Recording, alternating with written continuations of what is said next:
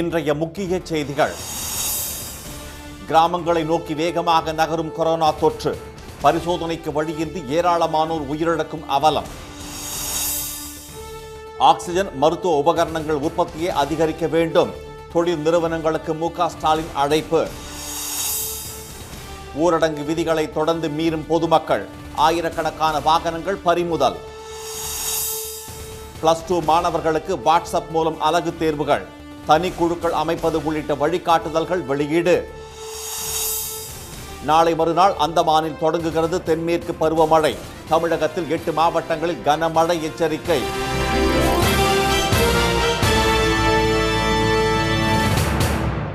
வணக்கம். இந்தியாவில் புதிய உச்சமாக தினசரி உயிரிழப்பு 4000-ஐ கடந்துள்ள நிலையில் கிராமங்களில் கொரோனா வேகமாக பரவி வருவது தெரியவந்துள்ளது. 2வது அலையின் தாக்கத்தை சமாளிக்க பல மாநிலங்களில் ஊரடங்கு பிறப்பிக்கப்பட்டுள்ளது. மத்திய மாநில அரசுகளின் பல்வேறு நடவடிக்கைகளால் தினசரி தொற்று 4 லட்சத்திலிருந்து படிப்படியாக குறைந்து நேற்று 2.5 லட்சத்தை நெருங்கியது. 8 மாநிலங்களில் மட்டுமே அதிக தொற்று கண்டறியப்பட்டுள்ளதால் அவற்றின் மீது மத்திய அரசு சிறப்பு கவனம் செலுத்த தொடங்கியிருப்பதாக மத்திய சுகாதாரத்துறை கூடுதல் செயலாளர் திரு லாவ் அகர்வால் தெரிவித்தார். पिछले 2 दिनों से हमारे देश में जो नए केसेस हम नोट कर रहे हैं वह 3 लाख से कम हो गए हैं. यानी कि अगर हम आज के केसेस को नोट करें तो पाते हैं कि 27% decrease in the overall highest peak which India had noted on 7th of May. इसी तरह से हम देखें तो पाते हैं कि करीब 69% जो हमारे एक्टिव केसेस हैं वह अब केवल 8 स्टेट्स में लिमिटेड हैं. यानी कि हम एक कंसंट्रेशन देख रहे हैं कि वह कम होते होते लिमिटेड एरियाज, लिमिटेड स्टेट्स में ही हमारा फोकस अब बढ़ने की जरूरत है. தினசரி தொற்று குறைந்த போதிலும் உயிரிழப்பு தொடர்ந்து அதிகரித்து வருகிறது. கடந்த 24 மணி நேரத்தில் இதுவரை இல்லாத அளவுக்கு ஒரு நாள் புதிய உச்சமாக 4529 பேர் பலியாகினர். இதன் மூலம் உலகின் அதிக அளவாக கருதப்பட்ட பிரேசிலின் உயிரிழப்பு எண்ணிக்கையை இந்தியா கடந்துள்ளது. அதேவேளையில் நேற்று ஒரு நாளில் மட்டும் 3,89,851 பேர் குணமாகி வீடு திரும்பியுள்ளனர். இதனிடையே நகரங்களை தொடர்ந்து கிராமங்களில் கொரோனா தொற்று வேகமாக அதிகரித்து வருவது தெரிய வந்துள்ளது. உத்தரப்பிரதேச மாநிலம் லிலாலி கிராமத்தில் ஒரே மாதத்தில் 100 பேர் கொரோனா தொற்றால் உயிரிழந்த தகவல் அதிர்ச்சியை ஏற்படுத்தியுள்ளது. जांच तो नहीं हुई है, बात सही है, और जो भी लक्षण उनके थे आमतौर से बुखार आया है लोगों को, प्लेटनेस कम हुई है और टाइफाइड ग्रसित रहे हैं लोग, और ज़्यादा समय नहीं गया है, 1-2 दिन में 3 दिन में ये जो कैजुअलिटी हुई हैं. और सांस लेने की भी समस्या, यानी ऑक्सीजन की भी समस्या रही है. ऑक्सीजन की तो बहुत समस्या रही, उसकी कोई सुविधाएं यहाँ नहीं रही हैं. உத்தரப்பிரதேச மாநிலம் பாசியில் 5400 பேர் கொரோனாவால் பாதிக்கப்பட்டுள்ளனர். நாடு முழுவதும் வெவ்வேறு மாநிலங்களில் உள்ள 18 கிராமங்களில் நடத்திய பரிசோதனையில் பலருக்கு கொரோனா உறுதி செய்யப்பட்டுள்ளது. போதிய மருத்துவ வசதி இல்லாததும் கொரோனா பயத்தால் மருத்துவரை அணுகாமல் சுய மருத்துவம் பார்ப்பதும் உயிரிழப்புகளை அதிகரித்துள்ளது. இதனிடையே 45% தடுப்பூசிகளை 15% வளர்ந்த நாடுகளை வைத்திருப்பதாக உலக சுகாதார அமைப்பின் தலைவர் டெட்ராஸ் அதானம் தெரிவித்துள்ளார். நிறவெறி மற்றும் பொருளாதார ஏற்றத்தாழ்வுகளால் பல ஏழை நாடுகள் தடுப்பூசியின்றி தவிப்பதாக அவர் குற்றம் சாட்டியுள்ளார். ஆக்சிஜன் உள்ளிட்ட அத்தியாவசிய பொருட்களின் உற்பத்தியை அதிகரிக்க தொழில் நிறுவனங்கள் முன்வர வேண்டும் என முதலமைச்சர் திரு மு.க. ஸ்டாலின் கேட்டுக் கொண்டுள்ளார். கொரோனா தடுப்பு பணிகள் தொடர்பாக தொழில் நிறுவனங்களின் பிரதிநிதிகளுடன் சென்னை தலைமைச் செயலகத்தில் இன்று அவர் ஆலோசனை நடத்தினார். Hyundai, Saint Gobain, TVS, India cements உள்ளிட்ட நிறுவனங்களின் பிரதிநிதிகள் இதில் கலந்து கொண்டனர். அப்போது பேசிய திரு ஸ்டாலின், நோய் பரவலை கட்டுப்படுத்த ஊரடங்கு பிறப்பிக்கப்பட்டுள்ள போதிலும் தொழில் நிறுவனங்கள் சிரமமின்றி இயங்கும் வகையில் தொழிலாளர்கள் பணிக்கு சென்று வர பதிவு நடைமுறைப்படுத்தப்பட்டுள்ளதாக கூறினார். தொழிற்சாலைகளை இயக்கும் அதே நேரத்தில் தொழிலாளர்களின் பாதுகாப்பை உறுதி செய்வதும் முக்கிய கடமை என்று அவர் அறிவுறுத்தினார். கொரோனா காலத்தில் ஆக்சிஜன் செறிவூட்டிகள், வெண்டிலேட்டர்கள் மற்றும் உயிர்காக்கும் மருந்துகளின் தேவை பல மடங்கு உயர்ந்துள்ளதாக திரு ஸ்டாலின் கூறினார். அதனை பூர்த்தி செய்யும் வகையில் இவற்றில் ஏதுவான ஒன்றை தேர்ந்தெடுத்து தொழில் நிறுவனங்கள் அனைத்தும் தங்கள் பங்களிப்பை வழங்க வேண்டும் என்று அவர் கேட்டுக்கொண்டார். அரசின் முயற்சிகள் ஏதாவது ஒன்றை தேர்ந்தெடுத்து அதில் உங்கள் பங்களிப்பை வழங்கிட வேண்டும் என்று நான் கேட்டுக்கொள்கிறேன். உங்களது CSR முன்னெடுப்புகளில் இதற்கு முன்னுரிமை அளித்து மேற்கொள்வது சிறப்பாக இருக்கும் என்று நான் கருதுகிறேன். குறிப்பாக ஆக்சிஜன் செறிவூட்டுகள், ஆக்சிஜன் ஜெனரேட்டர்கள், ஆக்சிஜன் ஃப்ளோ மீட்டர்கள், கிரியோஜெனிக் ஆக்சிஜன் சிலிண்டர்கள், இதை தவிர முதலமைச்சருடைய பொது நிவாரண நிதிக்கும் தொழில் நிறுவனங்கள் தாராளமாக நிதி வழங்க கேட்டுக்கொள்கிறேன். ஒவ்வொருவரின் பங்களிப்பும் பல உயிர்களை காக்கவும் கொரோனாவில் இருந்து மக்களை மீட்கவும் பேருதவியாக இருக்கும் என்றும் திரு ஸ்டாலின் தெரிவித்தார். இதற்கிடையே ட்விட்டரில் விழிப்புணர்வு வீடியோ பதிவு ஒன்றை திரு ஸ்டாலின் வெளியிட்டுள்ளார்.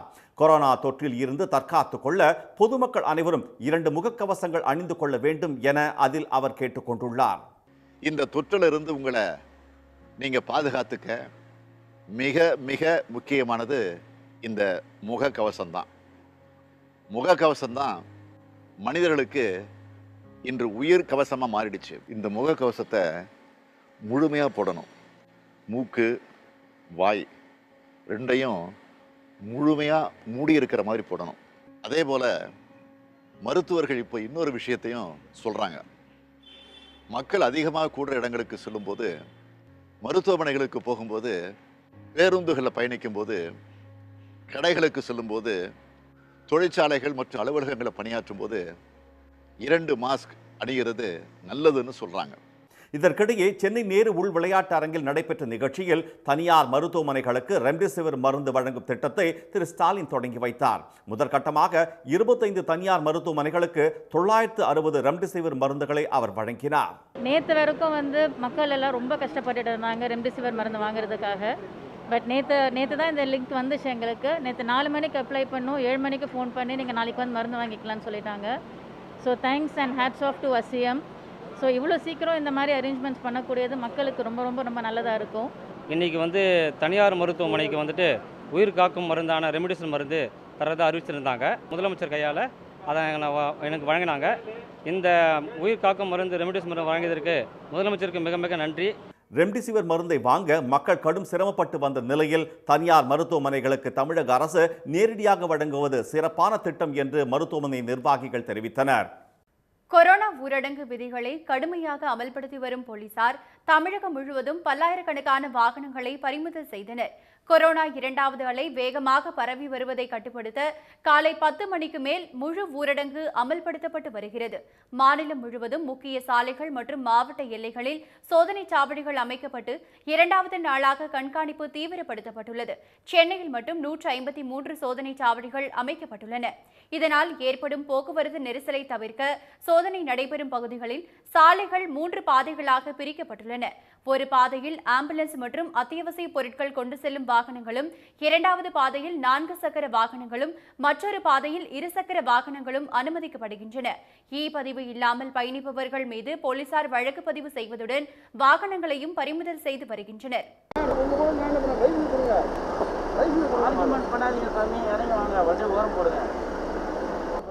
நீங்க சென்னையில இருந்துட்டு கார் ஓட்டிட்டு ஒண்ணு தெரியலங்கறீங்க. என்ன படிச்சீங்க? வெளியில எங்கேயோ போறதே வெளியில எங்கேயோ போறது என்ன படிச்சீங்க? நான் சென்னையில் நேற்று மட்டும் விதிமுறைகளை மீறிய 3516 பேர் மீது வழக்கு பதிவு செய்யப்பட்டு 5428 வாகனங்கள் பறிமுதல் செய்யப்பட்டுள்ளன. திண்டுக்கல் மாவட்டம் நத்தம் சுற்றுவட்டார பகுதிகளில் அத்தியாவசிய தேவையின்றி சுற்றித் திரிந்த 100க்கும் மேற்பட்ட 2 சக்கர வாகனங்கள் பறிமுதல் செய்யப்பட்டன.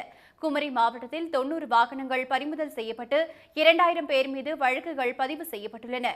திருவண்ணாமலை மாவட்டம் ஆரணியில் தடையை மீறி செயல்பட்ட 12 கடைகளுக்கு போலீசார் மற்றும் வருவாய்த்துறையினர் சீல் வைத்தனர். கும்பகோணத்தில் நாகேஸ்வரன் வடக்கு வீதியில் உள்ள பல்பொருள் அங்காடி சீல் வைக்கப்பட்டது.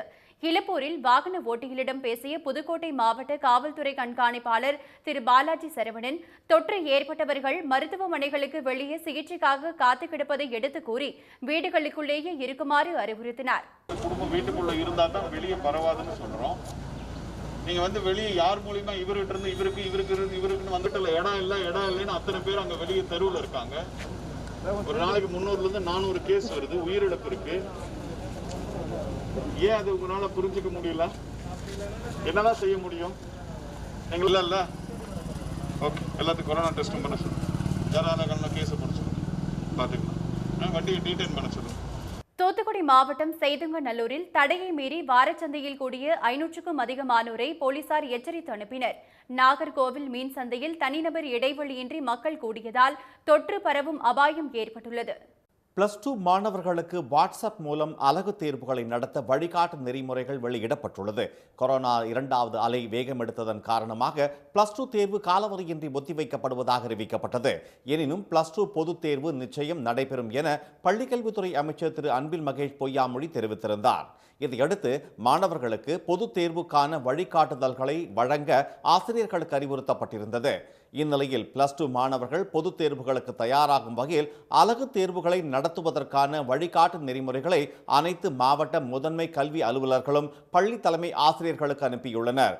அதில் ஒவ்வொரு பாட ஆசிரியரும் மாணவர்கள் மற்றும் தலைமை ஆசிரியர் உள்ளடக்கிய வாட்ஸ்அப் குழுவை உருவாக்க வேண்டும் என்றும் தேர்வு நடக்கும் தினத்தன்று காலை 9:50 மணிக்கு அதில் வினாத்தாள்களை அனுப்ப வேண்டும் என்றும் அறிவுறுத்தப்பட்டுள்ளது. மாணவர்கள் வினாத்தாள்களை பதிவிறக்கம் செய்து தனித்தாளில் விடைகளை எழுதி அதில் தேர்வுக்கான பதிவெண், கையொப்பம் மற்றும் பெற்றோர் கையொப்பம் ஆகியவற்றை இணைத்து PDF ஃபைலாக ஆசிரியர்களுக்கு அனுப்ப வேண்டும் என்று கூறப்பட்டுள்ளது.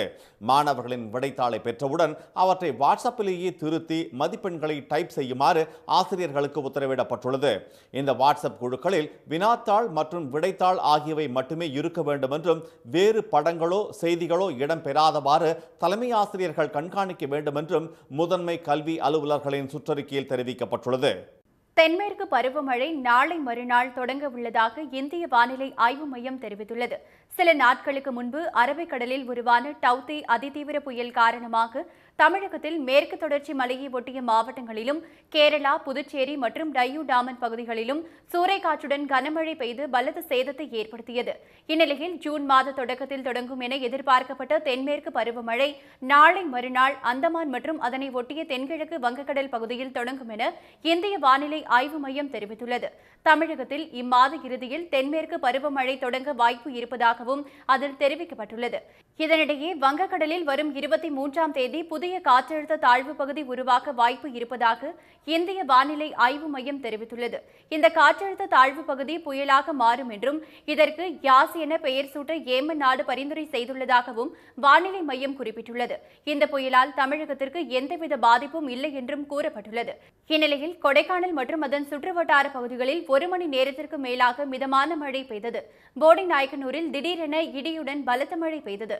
இதனிடையே வெப்பச்சலனம் காரணமாக தமிழகத்தில் அடுத்த 24 மணி நேரத்திற்குள் நீலகிரி, தேனி, விழுப்புரம், திருவண்ணாமலை, கள்ளக்குறிச்சி, திருப்பத்தூர், வேலூர், ராணிப்பேட்டை மாவட்டங்களில் இடியுடன் கனமழை பெய்யக்கூடும் என்று சென்னை வானிலை ஆய்வு மையம் தெரிவித்துள்ளது. மேற்கு தொடர்ச்சி மலையை ஒட்டிய மாவட்டங்கள், கடலோர மாவட்டங்கள், புதுச்சேரி மற்றும் காரைக்காலில் ஒரு சில இடங்களில் லேசான மழைக்கு வாய்ப்புள்ளதாகவும் கூறப்பட்டுள்ளது. சென்னை உள்பட வட மாவட்டங்களில் வெப்பநிலை 3 டிகிரி செல்சியஸ் வரை உயரக்கூடும் என்றும் வானிலை ஆய்வு மையம் குறிப்பிட்டுள்ளது. இன்று குளச்சல் முதல் தனுஷ்கோடி வரை கடல் அலைகள் 3.4 மீட்டர் வரை எழும்பக்கூடும் என்பதாலும் வரும் 22 மற்றும் 23ஆம் தேதிகளில் தென்மேற்கு மற்றும் மத்திய மேற்கு வங்கக்கடல் பகுதியில் மணிக்கு 55 கிலோமீட்டர் வேகத்தில் பலத்த காற்று வீசக்கூடும் என்பதாலும் மீனவர்கள் அப்பகுதிகளுக்கு செல்ல வேண்டாம் என அறிவுறுத்தப்பட்டுள்ளனர். கரிசல் இலக்கியத்தின் தந்தை என அழைக்கப்படும் முதுபெரும் எழுத்தாளர் கி. ராஜநாராயணனின் உடல் அவரது சொந்த ஊரான இடைசேவல் கிராமத்தில் முழு அரசு மரியாதையுடன் தகனம் செய்யப்பட்டது. சிறுகதைகள், குறு நாவல்கள், கட்டுரைகள், அகராதிகள் உள்பட ஏராளமான நூல்களை அவர் எழுதியுள்ளார். அவரது கோபல்லபுரத்து மக்கள் என்ற படைப்பிற்கு 1991ஆம் ஆண்டு சாகித்ய அகாடமி விருது வழங்கப்பட்டது. தமிழக அரசின் இலக்கிய சிந்தனை, கனடா தமிழ் சங்கத்தின் விருதுகள் என பல்வேறு உயரிய விருதுகளை அவர் பெற்றுள்ளார். 99 வயதான கீரா உடல்நலக்குறைவால் புதுச்சேரியில் நேற்று முன்தினம் காலமானார். இதையடுத்து அவரது சொந்த ஊரான கோவில்பட்டி அருகே உள்ள இடைசெவல் கிராமத்திற்கு கீராவின் உடல் நேற்றிரவு எடுத்துச் செல்லப்பட்டது. அங்கு எழுத்தாளர்கள், பொதுமக்கள் என ஏராளமானோர் அஞ்சலி செலுத்தினர். இதையடுத்து இடைசெவல் கிராமத்தில் உள்ள தோட்டத்திற்கு அவருடைய உடல் எடுத்துச் செல்லப்பட்டு இறுதிச் சடங்கு நடைபெற்றது. அப்போது 3 முறை 30 குண்டுகள் முழங்க முழு அரசு மரியாதையுடன் கீராவின் உடல் தகனம் செய்யப்பட்டது.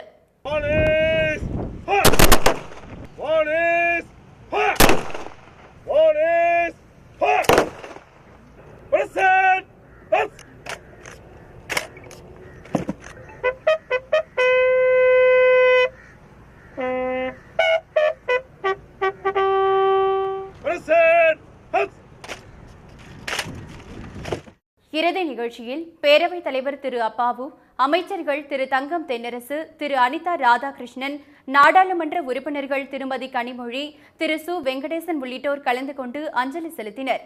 மறைந்த கி ராஜநாராயணனுக்கு கோவில்பட்டியில் சிலை அமைக்கப்படும் என்று முதலமைச்சர் திரு மு க ஸ்டாலின் அறிவித்துள்ளார். இனி வருவது செய்தித் துளிகள்.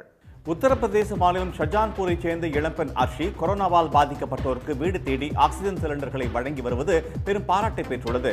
கொரோனாவால் பாதிக்கப்பட்ட தந்தைக்கு ஆக்சிஜன் சிலிண்டர் வாங்க தாம் பட்ட பாட்டை மற்றவர்கள் படக்கூடாது என்பதற்காக இலவசமாக ஆக்சிஜன் சிலிண்டர்களை வழங்கி வருவதாக அவர் கூறினார். இருசக்கர வாகனத்தில் சென்று இதுவரை 45 ஆக்சிஜன் சிலிண்டர்களை வழங்கியுள்ள இளம்பெண் அர்ஷியை அப்பகுதி மக்கள் சிலிண்டர் பெண் என அன்புடன் அழைக்கின்றனர்.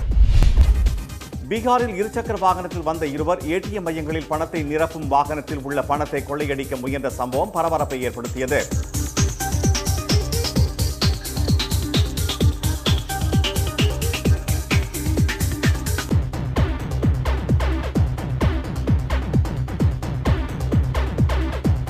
பாதுகாவலர்கள் துப்பாக்கியால் சுட்டதைத் தொடர்ந்து இருசக்கர வாகனத்தில் இருவரும் தப்பிச் சென்றனர்.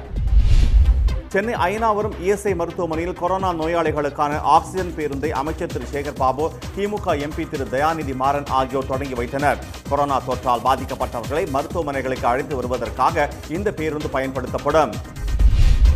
சென்னை சென்ட்ரல் ரயில் நிலையத்தில் சொந்த ஊர்களுக்கு செல்ல காத்திருக்கும் வட மாநில தொழிலாளர்களுக்கு உணவுப் பொட்டலங்களை தொழிலாளர் நலத்துறை அமைச்சர் திரு கணேசன் வழங்கினார். தமிழ்நாட்டில் உள்ள வெளி மாநில தொழிலாளர்களை பாதுகாக்க நடவடிக்கை எடுத்து வருவதாக கூறிய அவர், கட்டுமான தொழிலாளர்கள் 13 லட்சம் பேருக்கு தடுப்பூசி போடுவதற்கான ஏற்பாடுகள் செய்யப்படுவதாக தெரிவித்தார்.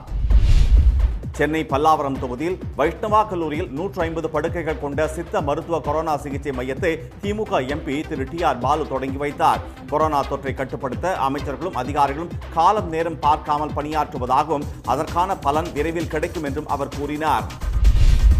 தேமுதிக தலைவர் திரு விஜயகாந்த் வழக்கமான பரிசோதனைகளுக்காக மருத்துவமனையில் சேர்க்கப்பட்டுள்ளதாகவும் அவரது உடல்நிலை சீராக உள்ளதாக மருத்துவமனை நிர்வாகம் தெரிவித்துள்ளதாகவும் அக்கட்சி செய்திக்குறிப்பில் தெரிவிக்கப்பட்டுள்ளது.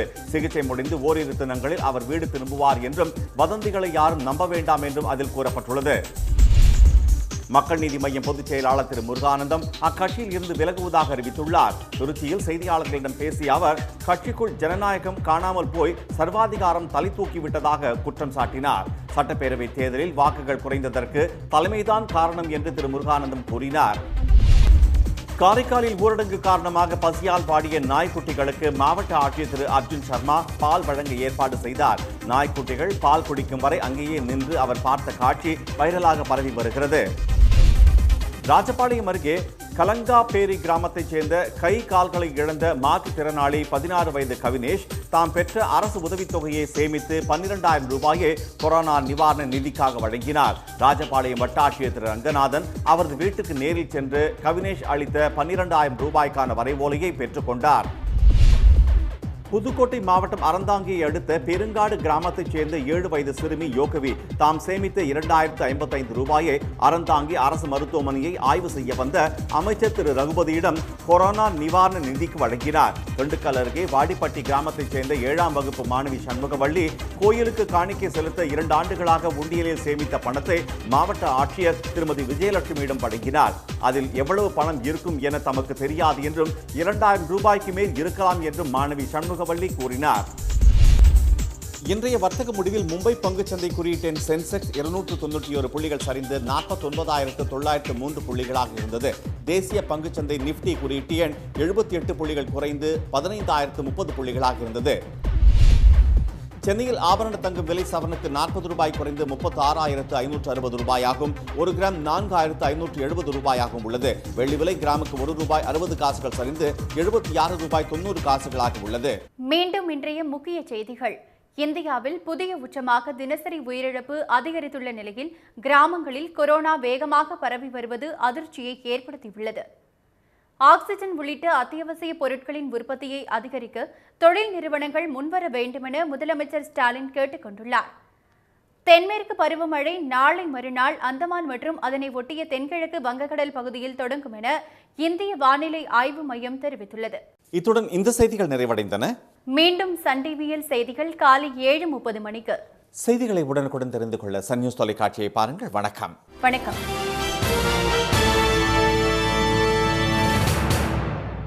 உடனுக்குடன் செய்திகளை தெரிந்து கொள்ள சன் நியூஸ் பெல் ஐகானை கிளிக் பண்ணுங்க.